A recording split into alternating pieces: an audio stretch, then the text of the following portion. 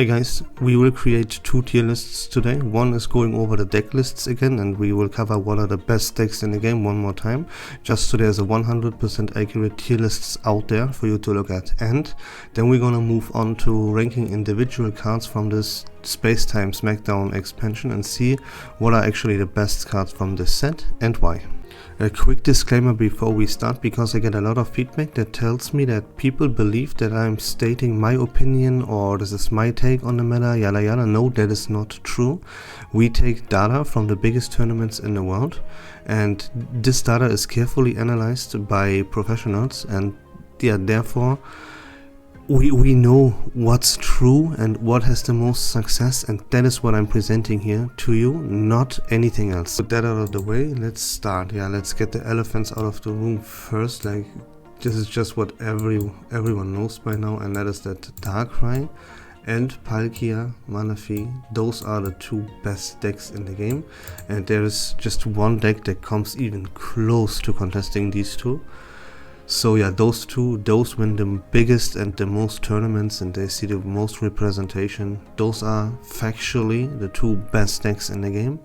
And yeah, there's only, I already said there's only one deck that even contests these 2, and that is Gyarados. So either you play one of those 3 decks, or you're playing this game just for fun. That's how it is, if you like it or not. Just in case you are unaware of what these deck lists actually look like, I have a video on my channel called Best Decks Confirmed, and there you can see the 100% confirmed best deck lists for these 3.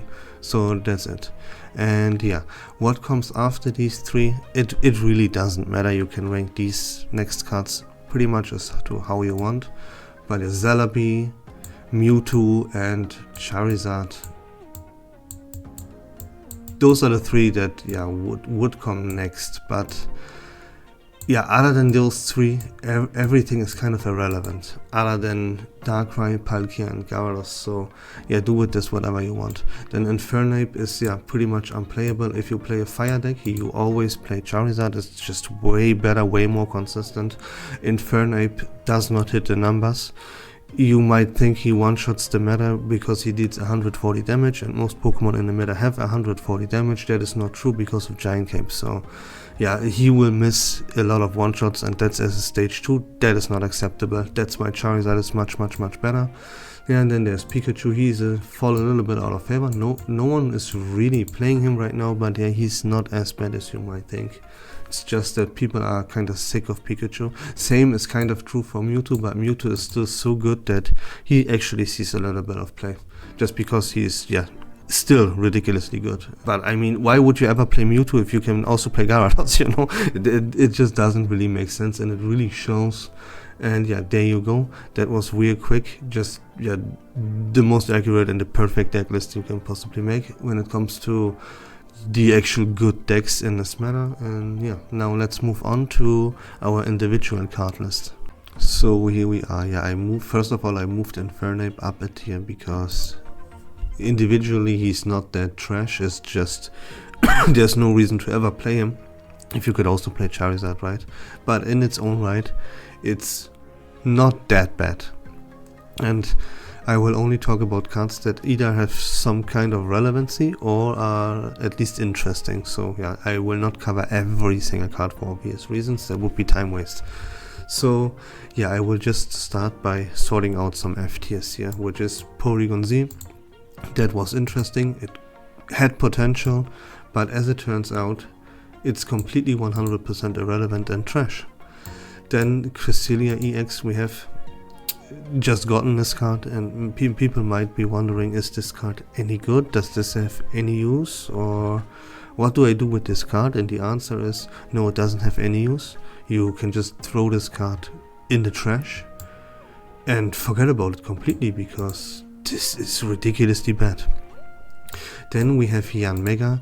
Oh boy, this card gives me a headache, because people still believe that this is like, this could be a counter to Darkrai, and what if they played with Dialga and some shit. Like, no, this card is completely 100% irrelevant garbage. It doesn't hit the numbers. It doesn't do anything. Okay, and you can see this. Yeah, this no deck plays this. Not even decks that are a little bit lower on the tier lists or in the meta. Like, no one plays this card that is any good at this game. Then we have Garchomp, yeah, who was also pretty interesting. His ability seemed quite nice. Being able to draw additional cards is really good, but yeah, the Pokemon communication that we got, it just makes Garchomp completely irrelevant. It's not good enough to draw one additional card when you also have to give up one as a stage 2 that doesn't do anything else. So yeah, this is a clear F tier. Then we have Magnezone, who is, yeah, of course, clearly S tier. This is one of the best cards that we got from the set, as it is not really because of Magnezone, it is more like Magneton. His pre-evolution is what makes him so incredibly good, because he doesn't need any energy attachment ever. So he is pretty much a colorless Pokemon that is self-sustainable with, yeah, as I said, he doesn't ever need an energy attachment. Magneton, his pre-evolution, gets all the energy on for him. And he also hits for a pretty good weakness, as we have Manaphy, we have Palkia, we have Gyarados, they all are weak to lightning, so being able to slot in a lightning type into any deck is amazing. And not only that, he is played in the very best deck in the entire game. And I mean, if that's not S tier, I don't know what would be. Next up is Rampardos. Yeah, this is one of the many tragedies. Like, every single fighting type, except for Lucario maybe, is just a complete tragedy. None of those hit the numbers at all. If you look at this, then we'll see.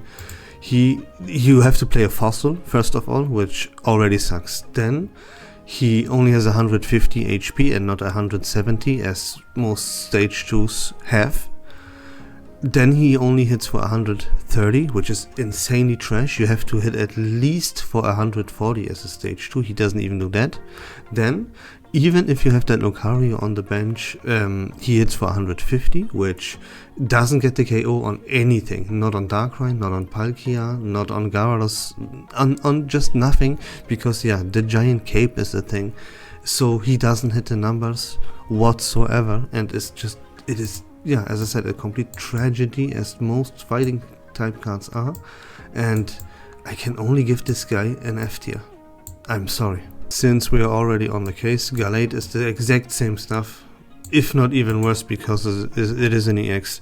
Doesn't hit the numbers as a stage 2, and it just doesn't do anything. That's really the best way to describe it. It's completely useless. Then next up we have Togekiss, which is, yeah, quite interesting, but also completely irrelevant. You would always play other cards over it, like the Mewtwo. It doesn't have a place in the Mewtwo deck. Then we even have Mismagius, which, yeah, you could argue is also a little bit better. It's actually a little bit better. It does more damage, and it has a status effect. It is not so slow. So yeah, Togekiss is pretty irrelevant. Unfortunately, it has the Cynthia though. You know, there is some stuff that is Togekiss is going for it in a no EX format. This is actually like top 3, top 4 decks. So I will not put it in F tier. I will put it in D. But yeah, you could make good arguments for F tier as well. But since this is relevant in a no EX format, I will give it the benefit of the doubt. And it also has Cynthia to help it out. So yeah, there you go. And we have Spiritomb, which, yeah, seemed pretty interesting at first, as you can spread damage with it, and that enables Cyrus. But yeah, as it turns out, completely irrelevant. No deck ever plays this. It doesn't deal enough damage, it doesn't have enough HP, yada yada. FT easy. Then we have Dialga, yeah, you know about that one. Dialga is 100% completely useless. First of all, it doesn't have a target, and people play it completely wrong, and it is too slow, as it needs 2 energy to even do anything. It is just so useless. It doesn't have a target. The best target in the game for this, by the way, is Bastiodon. Don't play this thing with anything else. Especially not Melmetal. Even Licky is a better choice than Melmetal, and even Licky is not even the best choice. Bastiodon is what you play Dialga with. You can slot in a Skarmory if you like, but then keep in mind you need the Pokemon tools. Blah blah. I already talked about this in one of my previous videos. Don't play Dialga with anything. Don't play Dialga at all. Okay. If you somehow want, because for whatever reason you come up with, then play with Bastiodon, otherwise you're a complete idiot. I mentioned Licky, so yeah, let's rank him real quick. I will put this guy into D as well. You can make arguments for this thing also being F, but it is a stage 1 and has 160 HP, which is, this is a lot, okay? That is actually not a joke to have as a stage 1 in this meta, to have 160 HP, that's not too bad. And his attack has a very high ceiling, so this card has some things going for it. Not saying it's any good by any means, but there's something here. It has as I said, the HP pool is quite high and his attack has a very high potential as well. So this is not a good card, but also not something that you could or should completely sleep on. And next up we have Manaphy. Oh, Manaphy. That is the #1 best card that we got from Space Time Smackdown. Of course, besides Darkrai and Palkia, that is obvious, guys. But yeah, Manaphy is kind of a game-breaking card. If you play against this, and yeah, you play against this, and when your opponent goes second and has Manaphy as his active and at least one Palkia on the bench, you already pretty much like lost the game. I can really say it like that. The tempo advantage that this Manaphy gives is absolutely ridiculously over the top broken as hell. It is really one of the best things in this game right now, and every water deck from now on and moving forward will always every time play Manaphy. Gyarados is a little bit of an example, but yeah, there's just no space, but you get the point. The best water deck in this game will play Manaphy, and this will stay as effect for the end of time. No pun intended. Now we have Lucario. Okay, this is something that I have to talk a little bit about, because yeah, if I rank Lucario right now, he's easy F tier. No fighting type deck that is any good plays Lucario, right? But there's this thing of Lucario as a standalone, as an individual, is extremely busted. The problem that Lucario has right now is that there's nothing good to pair it with. Lucario is not worth it right now, but trust me, this thing, it has such a high potential. He could easily become an S tier Pokemon in the future, no problem, you know. Just right now, it's completely garbage because there is nothing to pair with it. It's kinda similar with Dialga. Like these two, those are not bad cards by any means as standalones, but they do not have their have synergy with something that is actually worth it. That's the big problem. But Lucario has a very, very high potential to be a broken card in the future, such as Dialga has. But yeah, Dialga is also very slow. It needs 2 energy and it doesn't have a good attack. Lucario can just sit on the bench and support every single fighting type out there and make it so that those fighting types hit the numbers. And I don't know. Yeah, I don't know where to put this, honestly, because yeah, if I rank it right now, it's F tier. It's unplayable garbage. But I mean, the potential that it has in the future, whatever, I have to put it in F tier. Otherwise, that would be a little bit unfair to Dialga, because Dialga also has the potential to be an S tier card in the future, right? So yeah, when I put Dialga EX into the F tier, I also have to put Lucario there, even though it hurts a little bit, because there's a really good card. Lucario is a really good card, but just not right now. And I mean, we are doing a tier list right now, so there you go. But don't sleep on him, keep an eye out on him. He will be, pretty sure, a staple in future fighting type decks, like easily to see. And then we have Pachirisu. Yeah, he is... this is just the worst Pikachu, honestly. It's way worse. He needs a tool attached, and even if he has it, he still only does 80 and not even 90. But I mean, yeah, he's a staple in Pikachu decks. Pikachu is not too bad. It's a little bit underplayed. That might change. That will very likely change in the near future. But yeah, I mean, it's not something game breaking either. But he is played in a decent deck.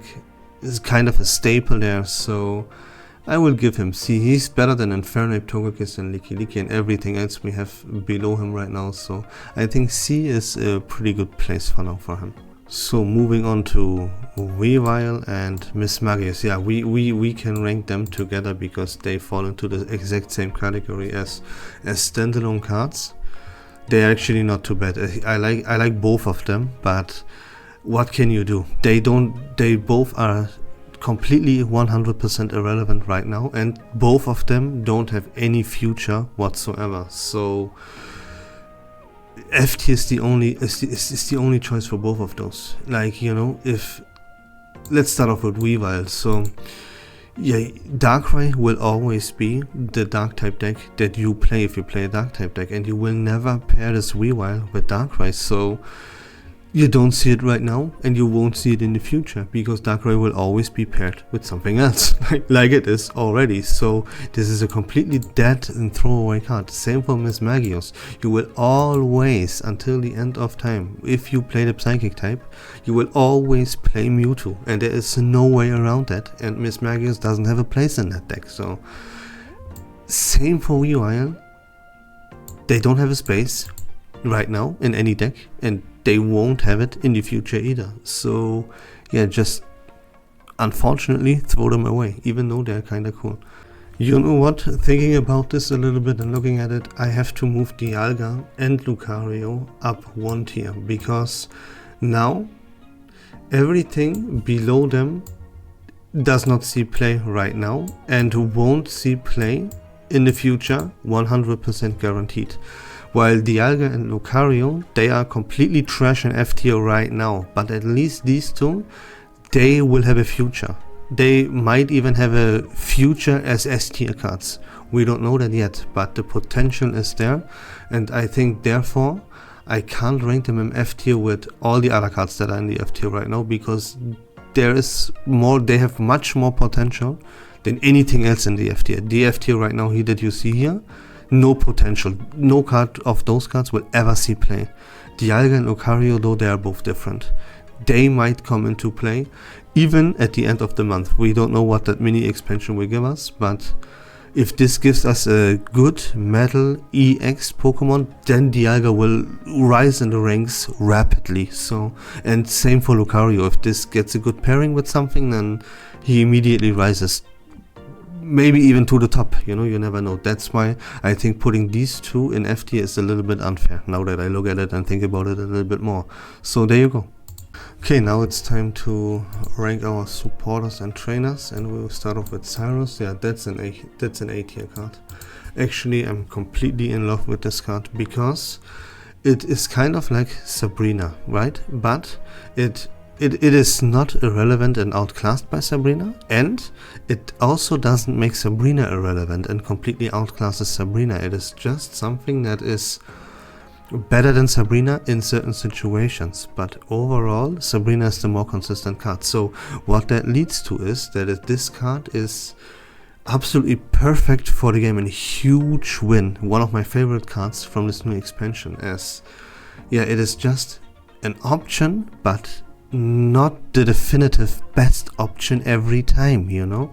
That is exactly how they should like design their cards. Cyrus is absolutely amazing. It is relevant, but not too relevant. Yeah, I think you get my point here. So yeah, he's an A tier, not S tier, because yeah, you won't play him in every single deck. In some decks, there's just Sabrina is just a better card in some decks. In other decks, Cyrus is the better card. You know where this is going. So A tier, I think, is an absolutely perfect place for this wonderful card that is Cyrus. First Pokemon tool, we have Rocky Helmet. Yeah, that's a clear B tier. It's not seen in every deck, it is just seen in a few decks, but yeah, in the decks that it's seen, it does a phenomenal job. This is Draligon's ability, the ability of the best wall in the game, and to have that onto every Pokemon you would like is it's always good, but yeah, almost never the very best choice. We'll get to that in a second, but it's a really good card, and yeah, I think this is perfectly made for the B tier actually. And then next up, let's talk about another Pokemon tool, which is Giant Cape, and Giant Cape is easily completely S tier. This is played in every single deck, and it is even meta defining. Why? Because if it wasn't for Giant Cape, Darkrai would not be the best deck in the game. Without Giant Cape, we would be in a one-shot meta. Cards like Gyarados, Palkia, Mewtwo, they would completely dominate the meta because they would just one-shot everything right, left and center. But Giant Cape makes it so that is not the case. It prevents Pokemon from being one-shot, and as I said, that is meta defining, that is played in every single deck, and most of them even twice. And yeah, like God bless we have that card. And then we have Dawn, who's on the surface, yeah, pretty good, but it's, as a standalone card, it's pretty good, but it's not seen. No top tier deck, not even Palkia, which would be a fantastic choice to slot Dawn in. Even that deck doesn't play it. At least, yeah, the most successful variant with Vaporeon doesn't even play Dawn. They use Vaporeon to get the job done. Sure, there's another deck list that is a little bit less successful, a little bit less good, but yeah, with Starmie EX and those, they play like one copy or maybe even two copies of Dawn, but that's really about it. That's the only deck that plays this card, and that's about it, you know. No top tier deck in this meta plays Dawn. So it is not a bad card by any means, but it's also not that great. It's kind of like in the realm of Pachirisu, and that's why I will put it in C tier. Then we have Pokemon Communication, which is also just such a lovable card. That is also one of the cards that make this expansion be actually quite good. And it's another thing like Cyrus, and in every single deck that plays the stage 2, Pokemon Communication is a absolutely fantastic choice. It makes decks so much faster and so much more consistent. It's kind of an enabler actually. So such a fantastic card. That is exactly what we needed. We need draws and search engines, and Pokemon Communication is a wonderful search engine, and I'm very happy to have that card in the game. It's A tier. It's not played in every single deck as always the best choice, but it is a phenomenally good card and seen in a lot of decks, and it's always worth to slot that shit in, no matter what. So yeah, very glad to have it, and it's A tier. And we have Mars, who, yeah, this card is a card that I would now rate as completely dog shit, because the design is trash. Why? It completely outclasses another card, a red card.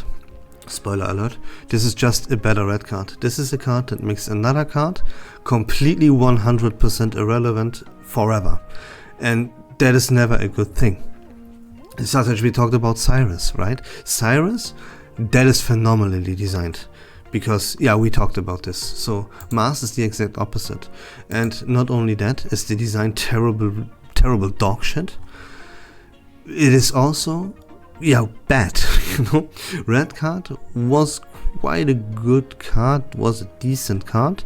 A lot of decks actually played the red card, but right now there's just no place. You cannot slot it into any deck anymore. There's just always way better options. And I think here the developers kind of saw that coming and tried to give us a better red card to see what happens. And what happens is this card is completely irrelevant. 100%. No deck ever plays this, no matter what. So yeah, completely irrelevant, F tier. And there we have it. We made the perfect tier list for deck lists, actually an updated version, and we ranked like every card that is worth ranking from our newest expansion. So yeah, let me know what you think about that. Did I forget a card? Would you like me to rate a card that is not on this list? Then let me know in the comment section down below, and I will answer you for sure. If you like Pokemon TCG Pocket content in general, please consider leaving a follow on my channel, I would really appreciate it. But until next time, take care of yourselves, stay safe, and bye bye.